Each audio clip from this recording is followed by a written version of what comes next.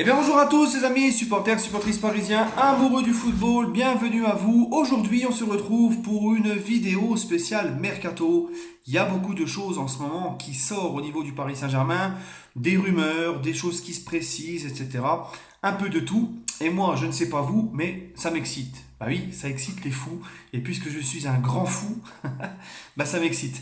Donc les amis, je voudrais commencer par le dossier le plus brûlant, le plus chaud, le plus intéressant. C'est le dossier de Ligt. Parce que de Ligt, les amis, ça dépasse le cadre des simples rumeurs.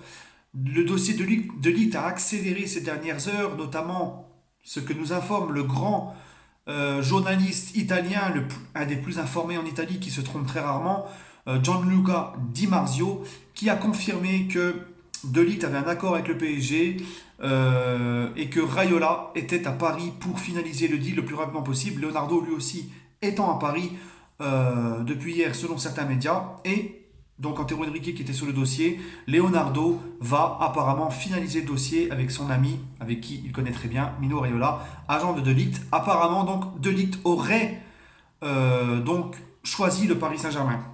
Alors, tant que rien n'est officiel, les gars, jurisprudence Frankie de Jong, on va rester très prudent. Mais j'ai des raisons qui me poussent à croire que pour moi, De Ligt, ça ne fera pas comme De Jong. Je suis serein, je suis optimiste. Attention, je ne vous dis pas que ça va se faire, parce qu'on va pas. Il faut faire attention à la climatisation.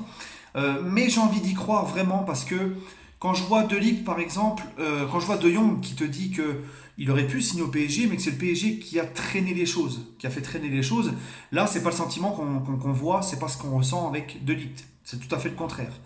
Deuxième point, c'est que pour moi, le Barça ne peut pas à chaque fois venir surenchérir l'offre du PSG pour donner un plus gros salaire et faire venir le joueur au Barça. Hein. Bien sûr, après on nous dira que le mec il n'est pas venu pour le salaire mais pour le prestige. Hein.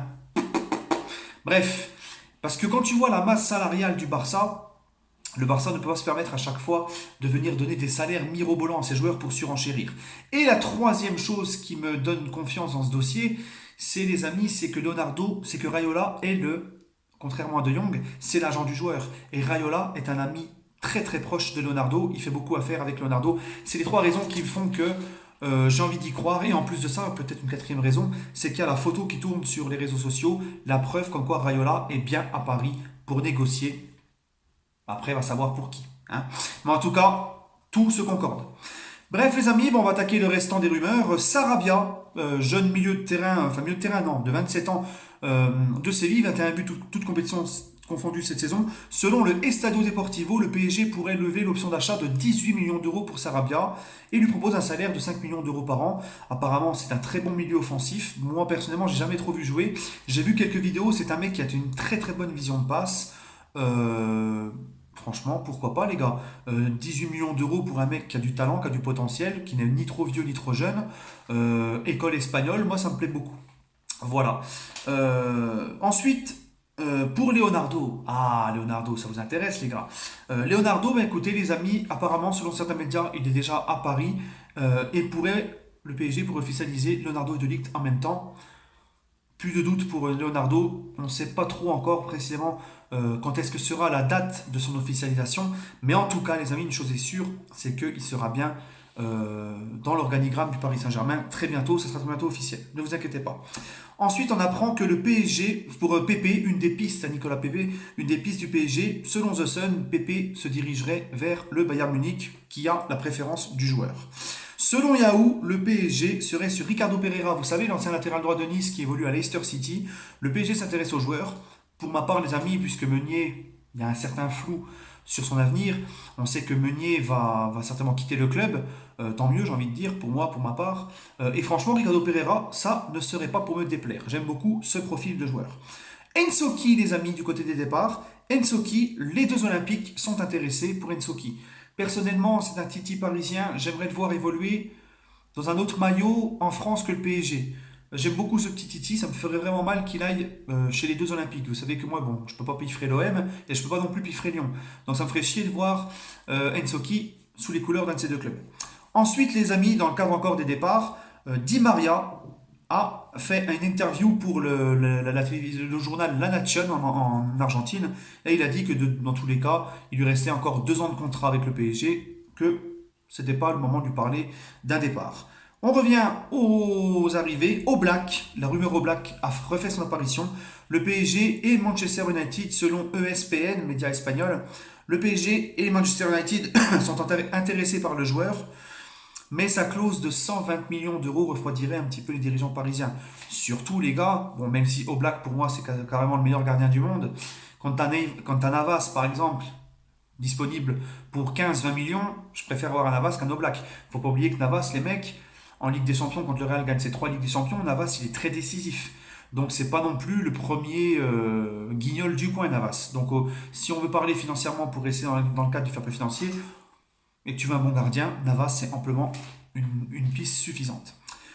Une petite piste qui fait son apparition, un joueur que je ne connaissais pas, Abdoulaye Dabo. Milieu de terrain du FC Nantes, 2 apparitions cette année en Ligue 1. Le PSG, selon Soccerlink, le suivrait, ainsi que la Juve et le FC Séville. Il vaut 7 millions d'euros. Pourquoi pas, les amis, si c'est un bon petit joueur à potentiel pour le banc de touche. Il faut savoir que le PSG, les amis, on n'a pas que des titulaires à les recruter. On a aussi des recrues, on a aussi des mecs pour le banc de touche à recruter. Ander Herrera, les amis. Ander Herrera, selon certains médias, serait déjà fait. Le PSG attend juste de vendre pour officialiser l'arrivée d'Herrera. Voilà. Otamendi, défenseur argentin de Manchester City, plaît beaucoup à Tuchel selon Marca. Voilà, donc wait and see. Et pour finir, Barella. Leonardo aurait promis au président du Cagliari de lui faire une offre pour le joueur, selon la Gazzetta dello Sport. Donc Barella, les amis, c'est un milieu de terrain apparemment très très intéressant. Pour ma part, je ne l'ai jamais vu jouer, je ne pourrais vraiment pas vous dire ce qu'il vaut, mais ce sont les infos du jour. Et Leonardo donc aurait promis au président Cagliari de faire une offre. Donc, encore une fois, si c'est un bon petit milieu de terrain, un bon petit jeune, si c'est pour le banc de touche, ça me va très bien. Faut pas oublier, les amis, que moi, comme je vous l'ai dit, ce qu'il nous faut au PSG, c'est pas forcément des grands noms, mais au moins des joueurs qui ont un certain niveau et qui vont respecter le club, respecter l'institution, qui vont se donner corps et âme sur le terrain. Et des petites pépites comme ça, bon, pourquoi pas, une ou deux pour ton banc de touche, etc. C'est très intéressant. Sur ce, les amis, merci à tous d'avoir suivi cette vidéo. N'hésitez pas à la faire partager avec tous les amoureux du Paris Saint-Germain. Et on se retrouve peut-être demain pour une nouvelle vidéo. Sur ce, les amis, prenez soin de vous et allez Paris!